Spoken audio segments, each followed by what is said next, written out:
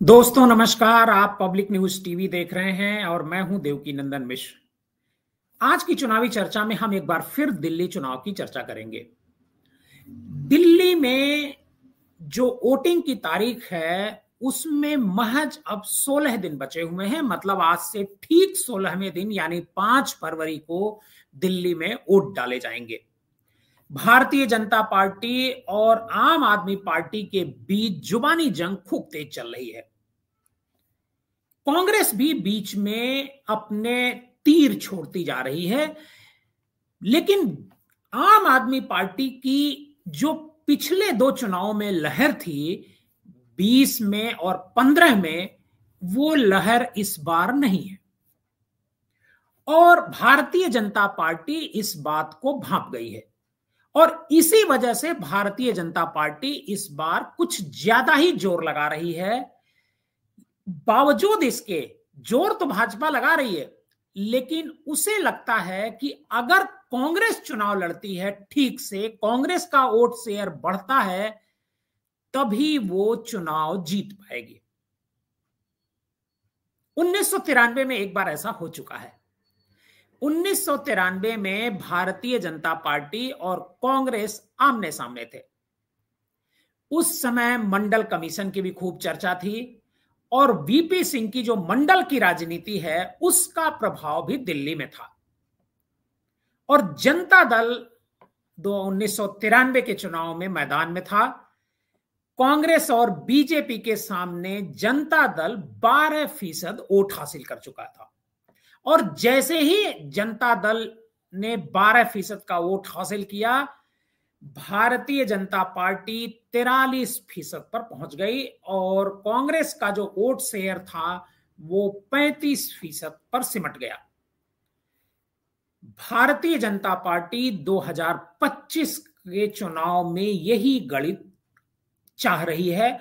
वो चाह रही है कि भारतीय जनता पार्टी के सामने ये त्रिकोणीय संघर्ष हो जाए, बाईपोलर इलेक्शन न हो। और जो आम आदमी पार्टी के नेता हैं अरविंद केजरीवाल, वो बहुत ही खिलाड़ी राजनीतिज्ञ हैं, मैं उनको मानता हूं। और इसी वजह से वो बार बार कहते हैं कि बीजेपी और कांग्रेस दोनों मिले हुए हैं इस चुनाव में।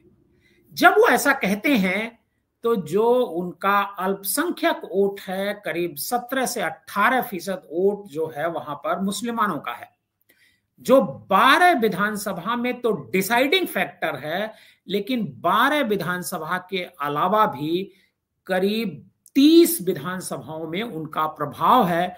अगर ये वोट कांग्रेस की तरफ ना जाकर के आम आदमी पार्टी की तरफ जाता है, तो मैं आज एक बार फिर कह रहा हूं कि आम आदमी पार्टी का वोट जो शेयर है वो 1-2% भले कम हो जाए, लेकिन आम आदमी पार्टी को 50 से ज्यादा सीटें मिलेंगी। और भारतीय जनता पार्टी यही चाहती है कि कांग्रेस जो है, जो मुस्लिम वोट है, उसमें सेंध लगा ले और आम आदमी पार्टी का वोट शेयर गिरे और भारतीय जनता पार्टी अपना वोट शेयर अगर 1-2% भी बढ़ा लेती है तो बीजेपी मतलब बहुमत के करीब पहुंच सकती है, नहीं तो हंग असेंबली में भी बीजेपी का ही फायदा है। आपको मैं बताऊं कि जो पहला चुनाव आम आदमी पार्टी ने लड़ा उसमें ही 29.70% वोट उसने हासिल किया और 28 सीटें जीती। और ये तब हुआ जब 2013 की बात है ये, और 2013 से पहले कांग्रेस यहां पर 15 साल तक राज कर चुकी थी। शीला दीक्षित उस समय मुख्यमंत्री हुआ करती थी। उन्होंने दिल्ली का खूब विकास किया और उनके विकास की चर्चा आज भी दिल्ली वाले करते हैं। लेकिन केजरीवाल ने उन पर करप्शन के इतने आरोप मढ़े कि कांग्रेस पार्टी सत्ता से बाहर हो गई। और जब 2013 का जब चुनाव आया तो जो वोट बैंक था कांग्रेस का, वो एक तरीके से आम आदमी पार्टी ने उस पर अपना कब्जा जमा लिया। और धीरे धीरे जो है भारतीय जनता पार्टी का भी जो वोट शेयर था वो 38 से घट करके 33% पर सिमट गया। दरअसल 2013 में 29.70% वोट पाकर के आम आदमी पार्टी ने 28 सीटें जीती और कांग्रेस ने 24.70% वोट पाकर के 8 सीट जीती, जबकि 33% वोट पाकर के भारतीय जनता पार्टी 31 सीट जीती। बीजेपी यहां सरकार बना सकती थी, लेकिन कांग्रेस और आम आदमी पार्टी दोनों मिल गए और उन्होंने सरकार बना ली। ये सरकार लंबे समय तक नहीं चली, 2 साल ही चल पाई। 2015 में एक बार फिर चुनाव हुआ और 2015 में जो आम आदमी पार्टी है उसका जो वोट शेयर था वो बढ़ करके 54.5% हो गया और 67 सीटें आम आदमी पार्टी जीत गई। कांग्रेस जो 24% वोट पर थी 13 में, वो 9.7% पर सिमट कर रह गई और बीजेपी का भी वोट शेयर 1% कम हुआ और वो मात्र 3 सीटें जीत पाई। 2020 में भी एक तरीके से मैं कहूंगा कि अरविंद केजरीवाल की लहर थी, लेकिन बीजेपी को उतना नुकसान नहीं हो रहा था जितना कांग्रेस को हुआ। 2020 में 53.8% वोट आम आदमी पार्टी का रहा और सीटें उसकी घट करके 62 हो गई, लेकिन कांग्रेस 4.25% वोट हासिल करके 0 सीट पर पहुंच गई। मतलब विधानसभा में उसका कोई सदस्य नहीं है। और भारतीय जनता पार्टी में 5% का वोट का उछाल तो आया, लेकिन सीटें उसे महज 5 और बढ़ी। और इस बार का जो चुनाव हो रहा है 2025 का, वो बीजेपी ये सोच रही है कि कांग्रेस अगर 4% से 8 से 12% तक चली जाती है तो हो सकता है वो 1-2 सीटें भी जीत जाएं, लेकिन सबसे ज्यादा फायदा उसका भारतीय जनता पार्टी को होगा, क्योंकि अगर 10% वोट बढ़ता है कांग्रेस का तो बीजेपी के रणनीतिकारों का मानना है कि वो सारा वोट आम आदमी पार्टी का होगा। लेकिन मैंने दिल्ली में जो देखा मैं आपको वो बता रहा हूं। दिल्ली में जिस तरीके से अरविंद केजरीवाल हिंदुत्व की पॉलिटिक्स कर रहे हैं, उससे मुझे लगता नहीं है कि जो उनका जो हिंदू वोट है उसमें कोई कटौती होगी।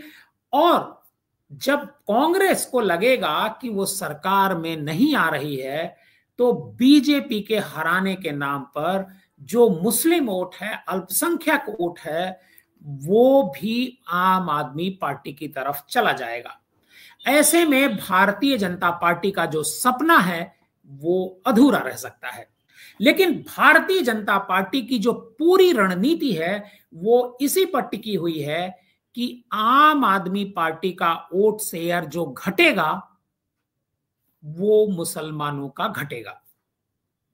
लेकिन दिल्ली के लोग थोड़ा अलग तरह से इसको सोचते हैं। दिल्ली में जो महिला सम्मान योजना उन्होंने शुरू की है, जिसमें 1,000 रुपए महिलाओं को दिए जा रहे हैं और 2,100 रुपए देने का उन्होंने वायदा किया है, इसकी भी खूब चर्चा है। महिलाएं अरविंद केजरीवाल की तरफ एकजुट हो रही हैं। इसके साथ साथ अरविंद केजरीवाल ने करीब 8 लाख से ज्यादा लोगों को जो धार्मिक यात्रा है वो कराई है। उनमें से किसी को भी, मतलब जो हर विधानसभा से लोग गए हुए हैं, उनमें से बुजुर्ग लोग ज्यादा हैं। उन बुजुर्गों का भी एक बड़ा वोट बैंक है, क्योंकि धार्मिक यात्रा बुजुर्गों के लिए काफी मायने रहती है। और जो धार्मिक यात्रा पर पैसे खर्च होते हैं उसमें से किसी का भी 1 पैसा खर्च नहीं हुआ। मैं दिल्ली में था और दिल्ली में जब लोगों से मैंने बात करी तो इस योजना की भी खूब चर्चा है। मतलब जो बुजुर्ग हैं और उनकी जो फैमिली के लोग हैं वो भी इस योजना से इस वजह से खुश हैं कि वो अपने बाप की यात्रा नहीं, पिता माता पिता को तीर्थ यात्रा पर नहीं ले जा पाए, लेकिन जो केजरीवाल की सरकार है वो उन्हें मुफ्त में तीर्थ यात्रा कराई। इसको लेकर के जो बुजुर्ग हैं वो तो केजरीवाल के साथ हैं ही, उनकी फैमिली के जो और लोग हैं वो भी केजरीवाल के साथ खड़े नजर आ रहे हैं।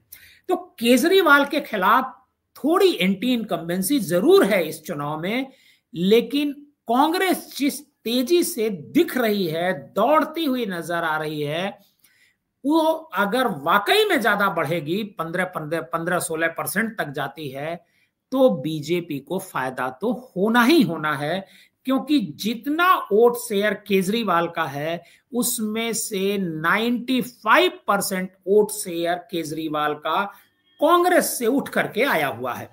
और अगर उनमें से 15% वापस चला जाता है तो कांग्रेस मजबूत होगी और उसका सीधा नुकसान अरविंद केजरीवाल को हो सकता है। आज की चुनावी चर्चा में बस इतना ही। हम दिल्ली पर और भी कहानियां आपको सुनाएंगे। आप हमारे साथ बने रहिए, पब्लिक न्यूज टीवी पर हमारे साथ चुनावी चर्चा में भाग लेते रहिए। अगर आप हमारे इस चैनल पर नए हैं, पहली बार हमारा ये प्रोग्राम देख रहे हैं, तो हमारे इस चैनल को सब्सक्राइब कीजिए और इस कहानी को ज्यादा से ज्यादा लोगों को शेयर कीजिए।